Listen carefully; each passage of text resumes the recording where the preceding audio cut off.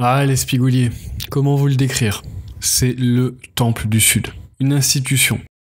iSide y a fait régulièrement des vidéos et des essais, comme par exemple celui de la Tuno vs la RSV4. Bref, impossible de venir dans le Sud sans passer par ce temple du virage. J'ai pu filmer comme il faut que la montée de la face sud. Premier virage avec une vitesse plutôt basse. J'avoue. Je reste donc plutôt au milieu de ma voie, en prenant quand même les intérieurs et extérieurs des virages. Ah ouais. Je me prépare pour l'épingle, que je prends légèrement trop à l'intérieur. Du coup, je suis obligé de faire un virage plus grand que ce que j'aurais pu. Ensuite, on enchaîne une série de pif-paf. J'anticipe beaucoup les virages en prenant toujours comme repère le virage d'après. Ici, je vise déjà le virage où est la voiture, ce qui fait que je coupe légèrement mon virage, mais je suis bien placé pour prendre le virage suivant. Par contre, la voiture devant m'empêche de continuer sur les trajectoires idéales. Je la double tant que j'ai la visibilité. Je me positionne à l'extérieur de l'entrée pour prendre ce virage serré. Je modère mon allure. Ouais, mais c'était lui plutôt. Moto. Je prends la sortie au milieu et vise après, directement la la moto, corde et enchaîne avec la longue courbe pour prendre l'enchaînement suivant. Ici, je prends une mauvaise trajectoire. J'aurais dû plus écarter, car on voit au loin que le virage est serré. Là, j'aurais pu corriger mon erreur en gardant l'extérieur, mais je vise trop à l'intérieur du virage et donc je suis obligé de corriger ma trajectoire. Au final, je sors à l'extérieur de ma voie. La suite des enchaînements est plutôt propre, même si j'aurais pu prendre plus large pour que les trajectoires soient plus coulées. Ah, il y a des voitures. Et après le bloc de voiture, il y a un petit dépassement aussi.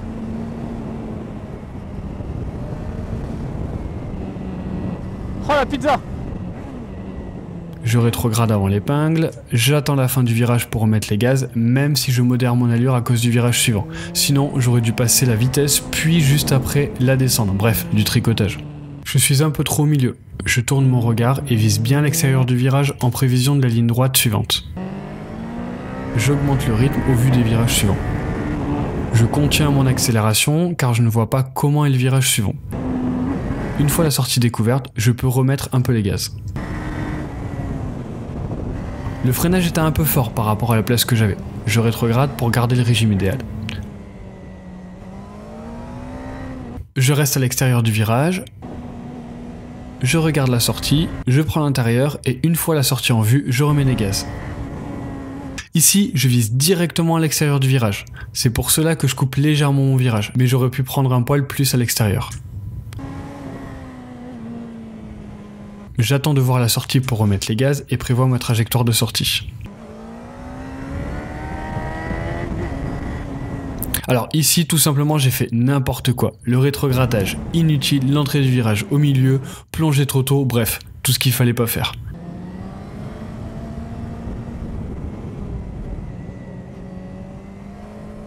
Je laisse passer 2-3 virages avant de me remettre sur une trajectoire correcte.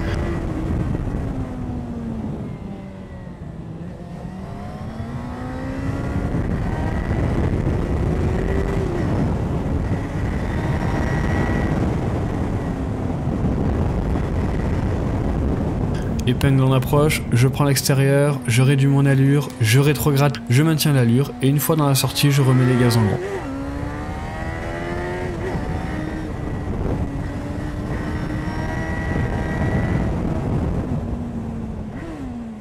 Je réduis mon allure car on voit que le virage est légèrement en dévers vers l'extérieur. Je m'écarte vers l'extérieur et prends l'intérieur pour prendre la double corde. Alors oui, j'avoue, faut connaître le virage. Je remets les gaz tout en visant le bout du virage. Pas de voiture en face, je peux rester à l'extérieur. Je limite l'accélération, je vise bien la sortie du virage et je prends l'intérieur et surtout je le garde pour être bien positionné pour l'épingle suivante. Contrairement à tout à l'heure, je reste un peu trop à l'intérieur. Lorsque je vois la voiture en face, je m'écarte puis accélère pour prendre l'enchaînement suivant. Virage allure modérée, je diminue mon allure jusqu'à prendre le virage, puis je réaccélère progressivement jusqu'à être dans la sortie. Enchaînement de virage, puis préparation pour l'épingle suivante. Alors cette fois-ci, on peut voir que j'ai pas pris l'extérieur car il y avait peu de visibilité en face. Même schéma que précédemment, mais sans rétrograder. Et on voit que mon régime est bas, pour un 4 cylindres je rappelle. Du coup, je rétrograde pour être à environ 8000 tours à la sortie et avoir toute la puissance.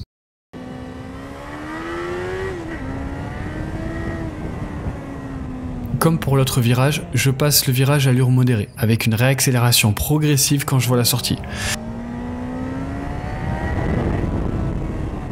Encore une fois, on va revoir les mêmes choses que pour les deux séquences précédentes, même si j'ai mieux négocié mon virage serré.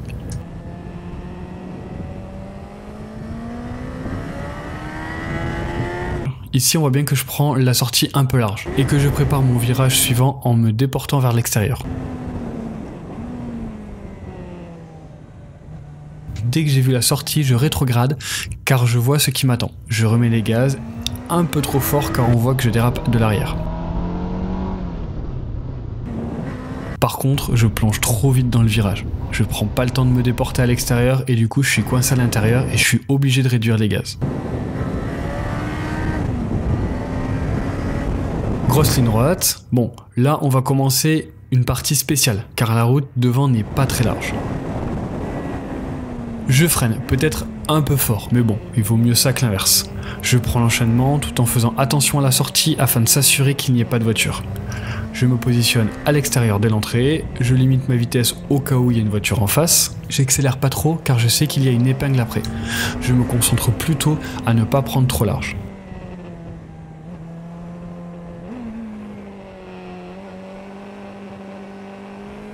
Double épingle, je passe pas la vitesse. Je tire la vitesse jusqu'au bout sans la passer, car la section d'après est toujours autant serrée. J'anticipe en regardant bien devant.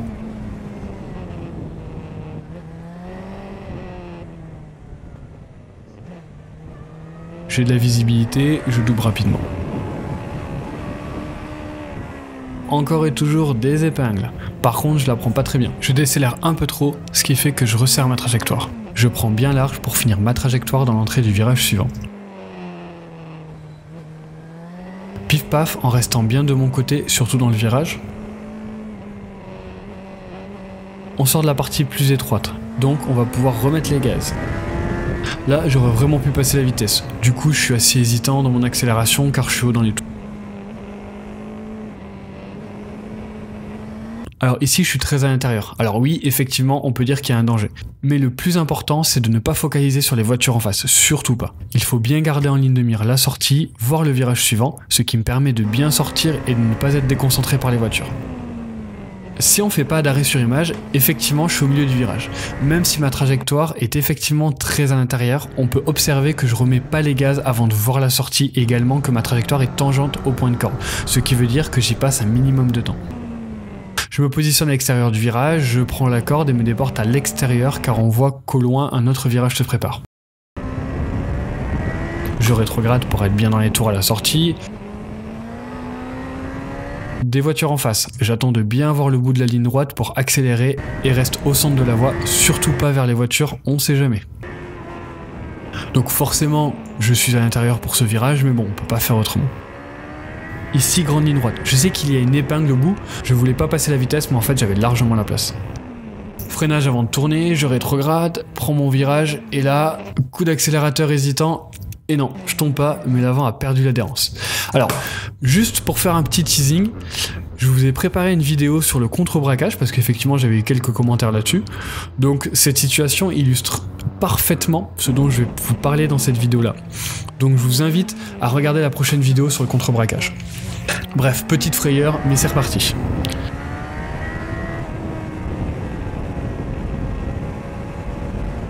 Encore une connerie. C'est bien, ça illustre ce qu'il ne faut pas faire. J'ai jamais aimé en fait cette partie de l'espigoulier. Je me crispe et je prends trop à l'intérieur du virage, car je sais qu'il y a une double corde pas évidente qui arrive. Je suis pas à l'aise dans ma trajectoire, la voiture arrive en face, ça me perturbe, je vois pas l'entrée du virage suivant, donc je freine, ça bloque ma direction, je me focalise sur la voiture. Bref, le chaos dans ma tête. Donc du coup, je relâche les freins, je me penche pour prendre le virage, je me reconcentre dans mes trajectoires. Je prends mes trajectoires plus coulées, mes freinages sont moins forts. Je sais qu'il y a régulièrement des cailloux sur la route et en plus il y a beaucoup de voitures, donc du coup je réduis un petit peu l'allure.